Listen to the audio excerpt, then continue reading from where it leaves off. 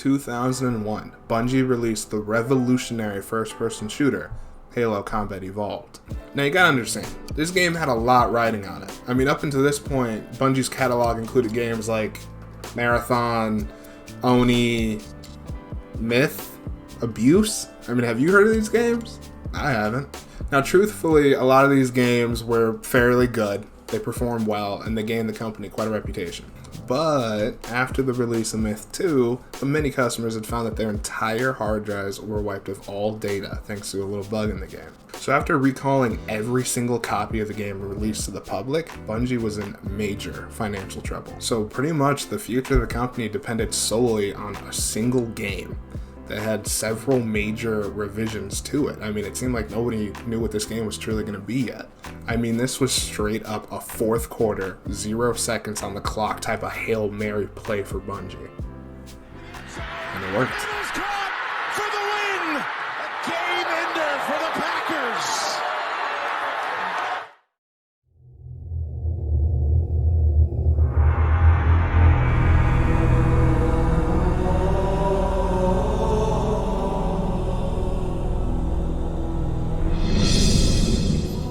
The game had a surprisingly engaging story with a badass, mysterious protagonist that sounded like Morgan Freeman and the Allstate guy had a baby. Wake me when you need me. Damn, Chief, you gonna make me act up. Halo also had beautiful character designs, various enemy types with specific behaviors, a gorgeous soundtrack, unique and iconic weapon designs, incredible sound design, memorable vehicle types, and an artistically crafted world. And all of that with graphics that may look like a Chuck E. Cheese pizza now, but at the time were absolutely exquisite. Just beautiful. The game was published by Microsoft after Bungie was bought shortly before the game's release, and it was welcomed with mostly positive reviews. It quickly became a cult classic in the Xbox community. The game was a hit. Bungie, now owned by Microsoft, had a very promising future ahead of them.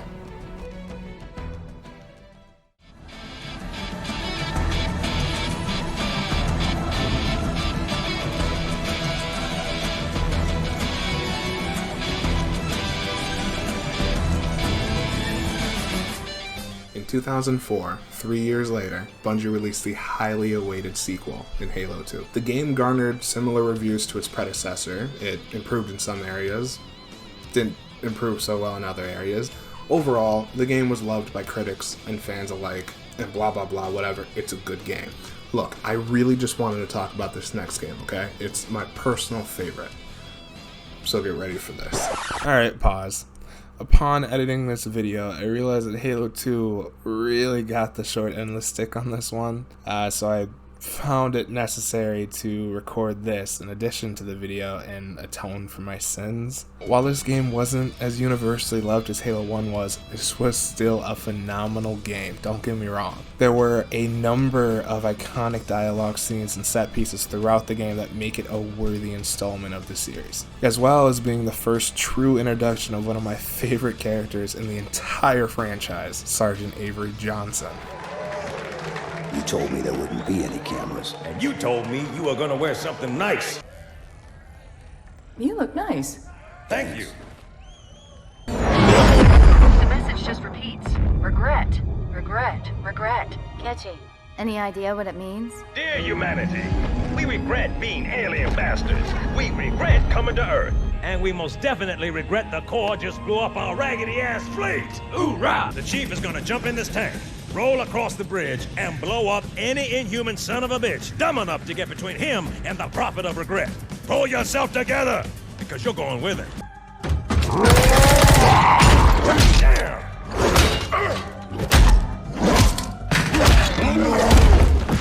How you doing? Oh, I know what the ladies like. I mean, this guy is amazing, and while he was briefly in the first game, Halo 2 is where he gets to step into a larger role in the story and is able to really shine. In addition to that, there are also segments in this game where you take control of the Arbiter, a sort of traitor on the enemy side, And it's just a really fun twist on the incredible gameplay that this game has. So it deserves some recognition for that. Okay, so now that I addressed that, I think we're ready to continue.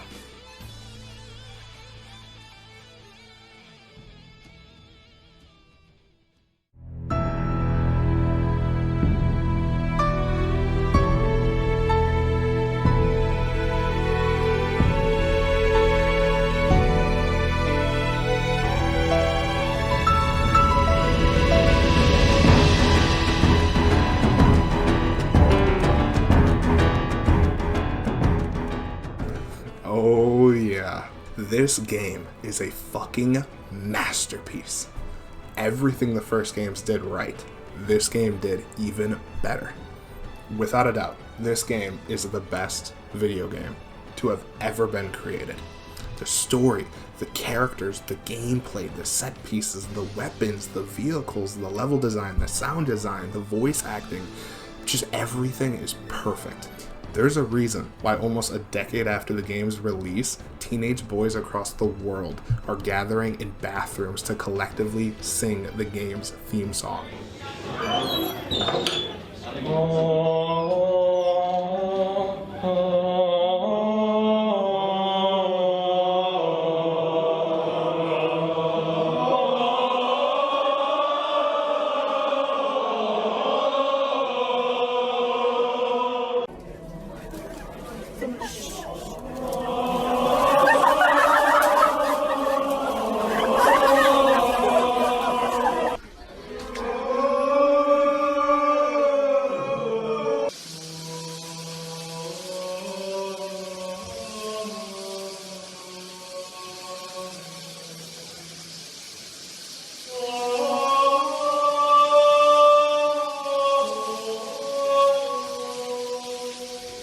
Halo 3 released in 2007 to astounding acclaim, and it was immediately recognized as the masterpiece that it is. I mean, just look at it.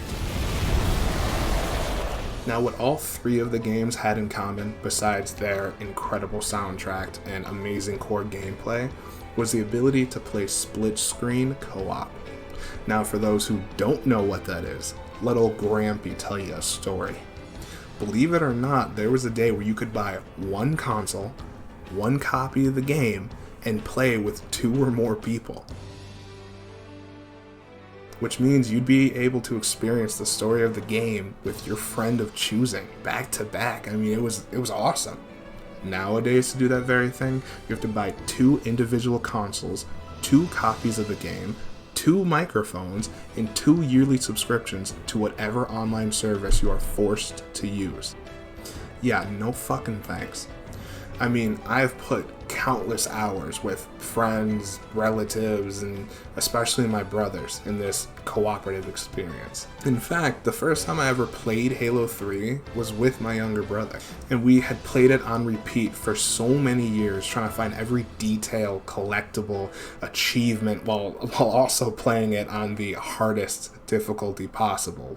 I mean, honestly, some of my best and most fondest memories of gaming was with my little brother playing Halo 3.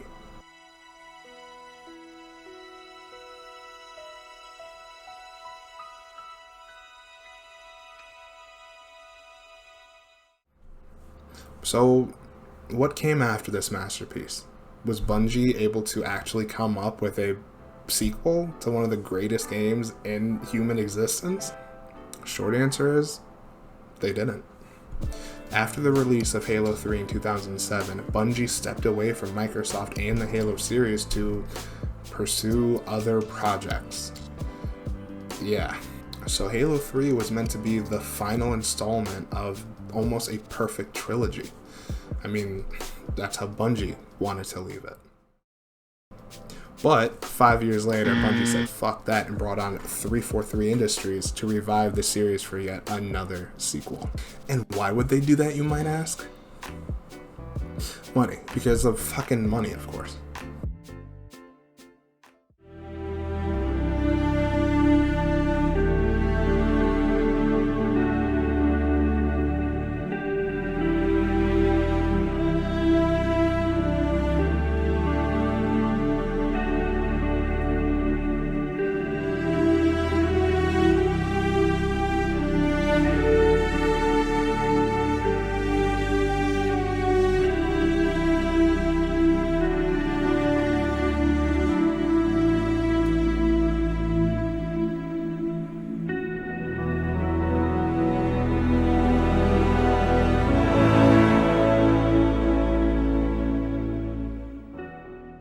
Halo 4 is...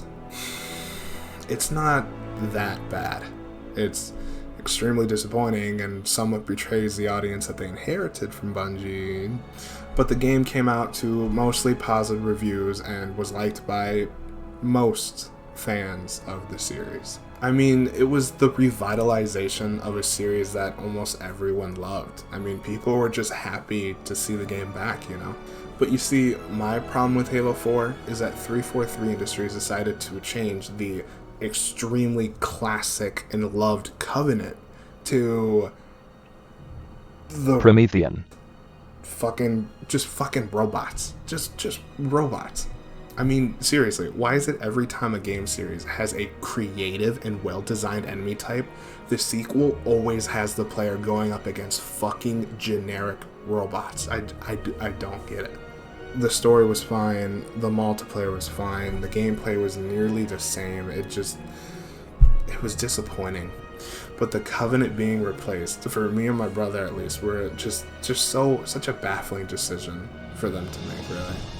With all that being said, though, it was a fun co-op experience, right? I mean, at the end of the day, you can count on this series giving you fun, cooperative experiences, and we have that. The game was disappointing, though, so we were really looking forward into the possible sequel of Halo 5 to maybe kind of bring things back in the swing of motion, you know?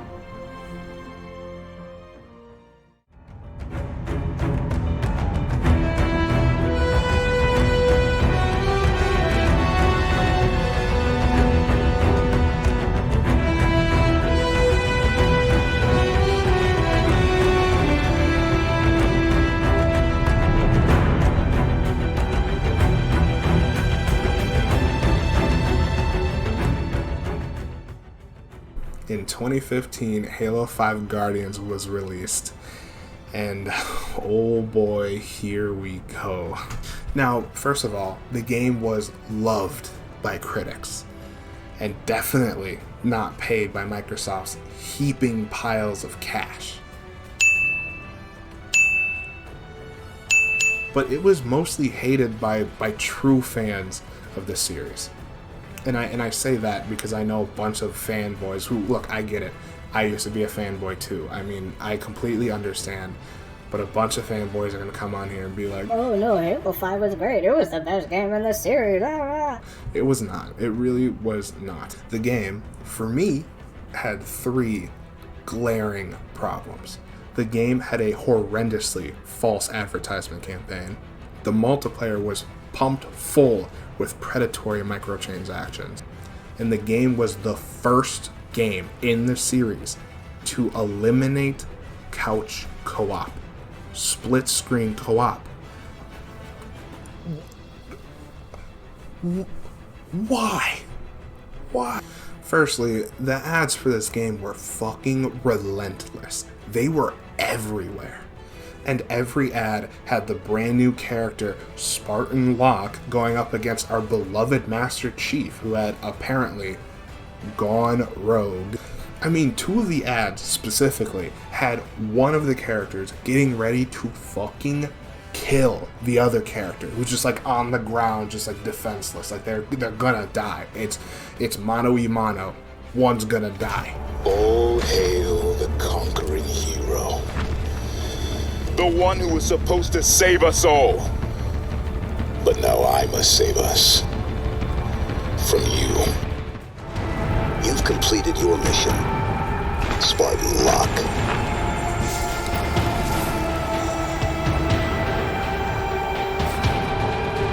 Mine is just beginning.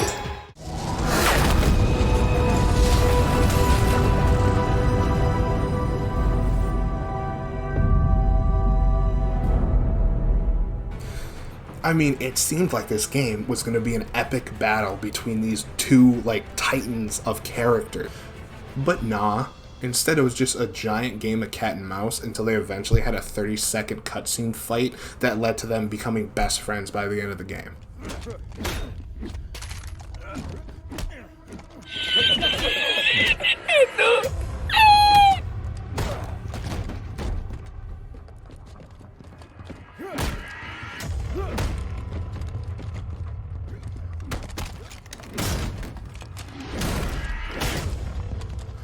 And for me, the most heartbreaking aspect of this entire game is the cut feature of split-screen co-op for the first time in the series.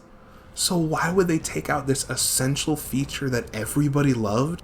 So 343 could fucking implement online co-op instead. Of course. I mean, this was a slap in the face to Halo fans, and me and my brothers especially, who were awaiting so long for another experience together. So it was the first mainline Halo game that I just played alone, by myself.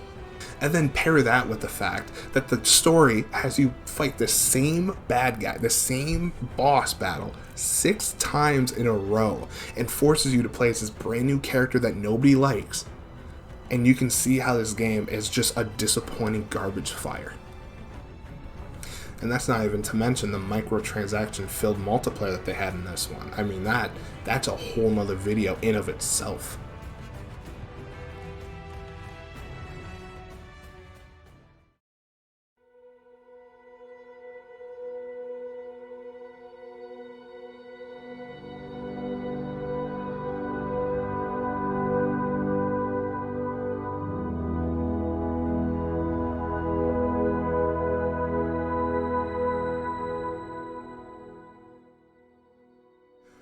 And that's where we are as of filming.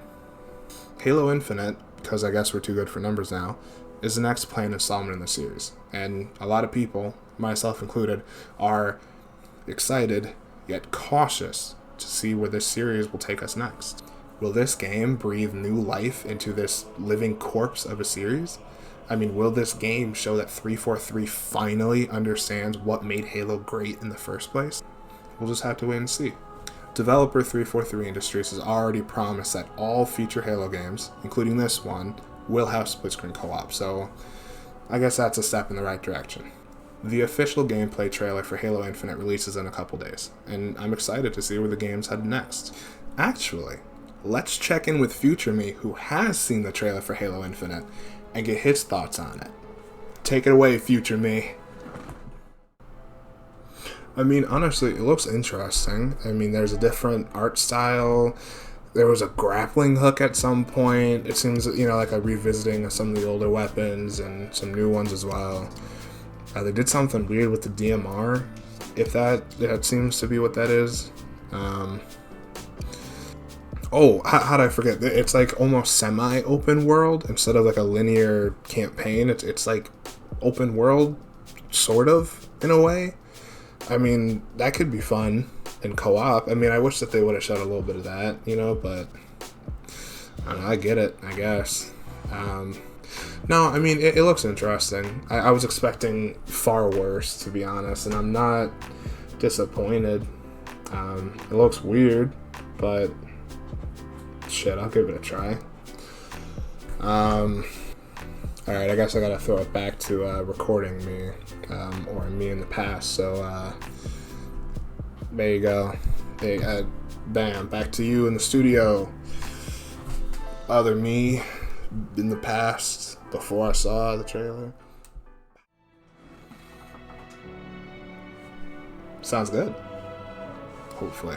I mean, whether this trailer turns out to be disappointing or exciting, I'll be buying the game anyways. Despite everything I've said, I do still love this franchise. Halo will forever be special to me. And I hope to make even more memories playing the next one. With my brothers this time.